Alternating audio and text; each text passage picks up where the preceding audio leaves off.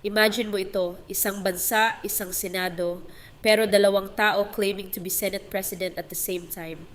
One's convening hearings in a hotel ballroom, the other's holding sessions inside the actual Senate.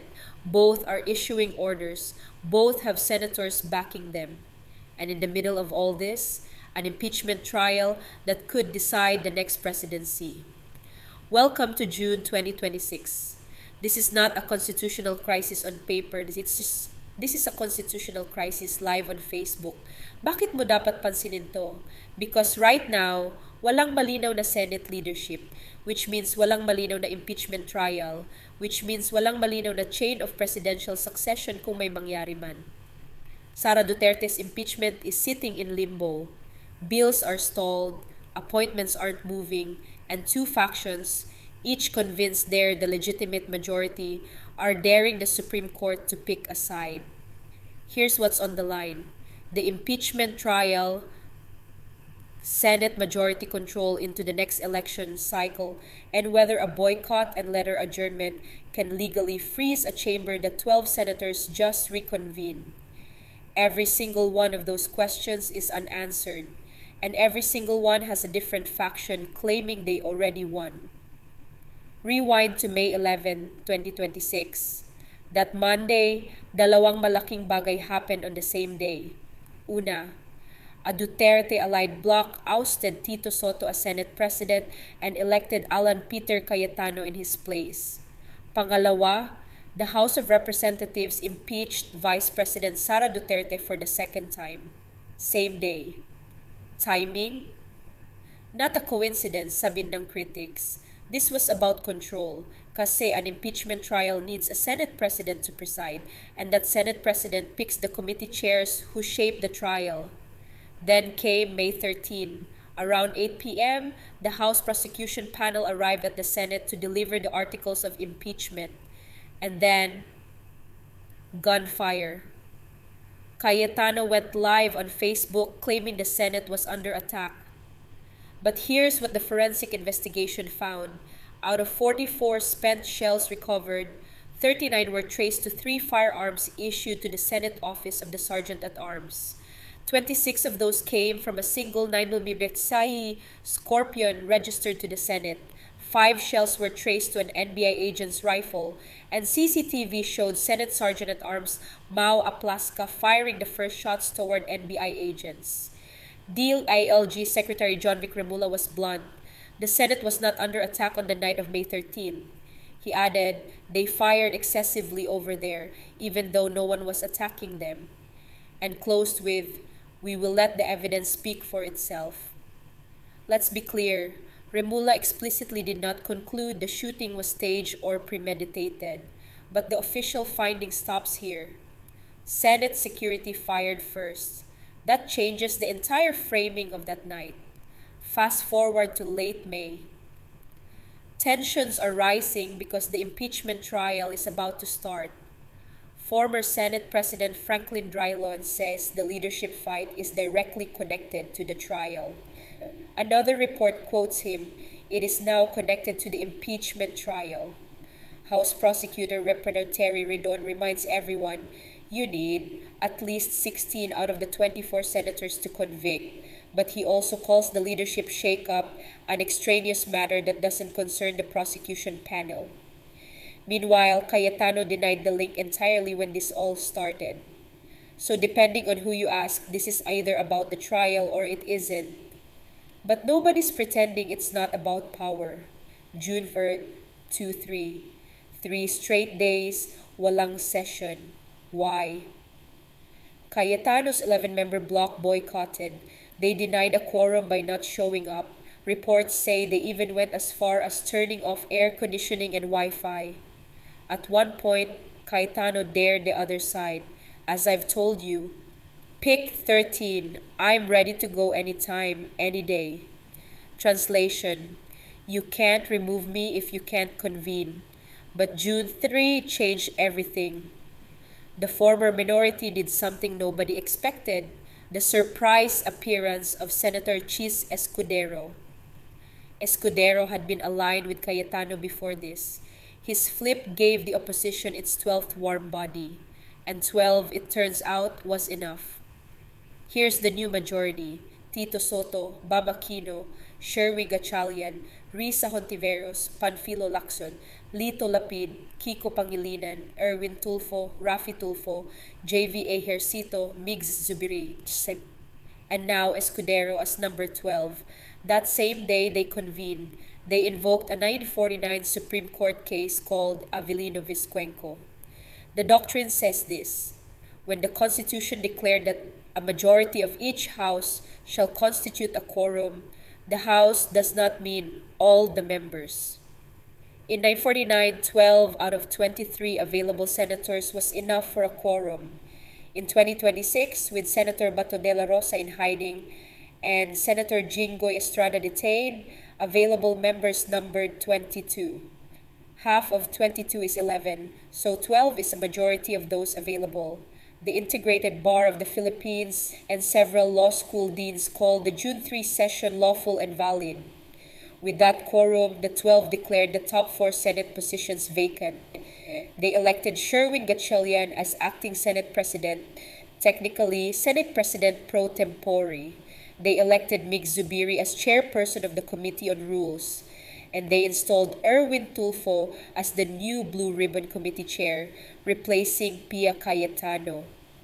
But here's the constitutional catch: 12 votes can declare positions vacant, but the Constitution requires 13 votes to elect a Senate President, which is why Gatchalian is the acting Senate President, not the elected one. He's holding the gavel, but he doesn't have the final number yet. So now we have 2 Senate Presidents. Let's hear them both. Cayetano's camp. He calls the June 3 takeover an illegal coup d'etat. He insists he remains the legitimate, legal, and moral Senate President of the Republic of the Philippines. His argument? He never formally adjourned the session, so it's still ongoing, and you can't oust a presiding officer mid-session without following the rules. He later issued a memorandum declaring Cindy adjournment, essentially shutting down the Senate indefinitely by letter. His bloc even held a Blue Ribbon Committee hearing on June 4th. Pia Cayetano, his sister, chaired it. But here's the problem, according to the other side: that hearing isn't on official Senate records. Former Senate President Franklin Draylon put it bluntly: on the Senate records, nothing happened. Even if it is recognized, you still cannot lie. You'll be liable for perjury. It's a rump session, in other words. May participants, may testimony, pero walang legal standing. Gatchalian's camp. They say Cayetano tried to paralyze the Senate to avoid losing his majority. When he couldn't convene, they invoked Avelino Vizcuenco and convened themselves. They say the June 3 session was legal, the quorum was valid, and the reorganization stands. Drilon, who's not in the Senate anymore but is clearly backing the side, had a one-liner for Cayetano: king without a kingdom. He added, he has no control over the Senate. And here's the kicker: both Malacanang and the House of Representatives recognized the new Senate leadership under Gatchalian. Palace Press Officer Claire Castro said explicitly, ang kinikilala ng palasyo ay ang liderato ni Acting Senate President Sherwin Gatchalian. So the executive branch has picked a side. The House has picked a side. The only branch that hasn't? The judiciary. Eto ang read ko. This isn't just about egos or committee gavels. This is about impeachment arithmetic and 2028 positioning. And everyone knows it. Cayetano needed to control the Senate to control the impeachment trial. The Gatchalian bloc needed to break that control before the trial started. And Escudero's June 3 flip was the move that turned a stalemate into a new majority. But here's what makes this messy. Both sides have a legal argument. Cayetano can point to Senate rules and say you can't reorganize mid-session without a formal motion. Gatchalian can point to Avelino Vizcuenco and say we had a quorum of available members, we followed the Constitution, and the other side was boycotting in bad faith. The IBP and the Palace have backed Gatchalian. But that doesn't resolve the core question because the Supreme Court hasn't ruled yet. And until they do, we have two Senate presidents, two committee chairs for Blue Ribbon, and two incompatible versions of what counts as an official session. The impeachment trial can't move forward like this. You can't swear in a Senate president to preside over trial when there are two people claiming the title. So what this really means, the Senate is paralyzed until the Supreme Court picks a lane. And every day that passes without a ruling is a day the impeachment trial doesn't start, a day the 238 field solidifies, and a day the constitutional succession plan sits in limbo. This isn't political drama. This is a structural stall at the highest level of government. Watch for three things. One, does the Supreme Court take up the case quickly or let it simmer? If they delay, advantage Gatchalian. Because possession is 9/10 and he's already holding sessions. Two, does Cayetano's bloc try to physically retake the Senate, or do they stay in the hotel ballroom hearing mode? Because the moment they walk back into the chamber, they risk legitimizing Gatchalian's quorum by participating. And three, watch Cheese Escudero. He was the 12th vote.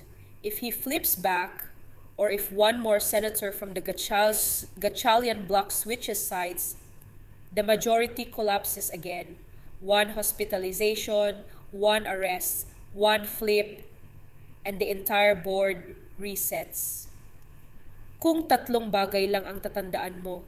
Una, we have two Senate presidents right now because 12 senators invoked a 1949 precedent to reorganize on June 3rd while Cayetano's bloc boycotted. Pangalawa, the palace and the house recognize Gatchalian, but Cayetano says it's an illegal coup and he's still the legitimate leader. Pangatlo, the impeachment trial is stuck. Because you can't start a trial when the Senate itself can't agree on who's presiding. And until the Supreme Court rules, this stalemate holds. Kung gusto mo ng updates every time may gumalaw sa Senate leadership war, mag-subscribe. We're tracking every flip, every filing, every faction move kasi this story is far from over. And if you want to go deeper, i-check yung playlist namin on the Sara Duterte impeachment saga. Lahat nandun, from the first filing to the Senate showdown. Tap the link below. Salamat sa panonood and see you sa next explainer.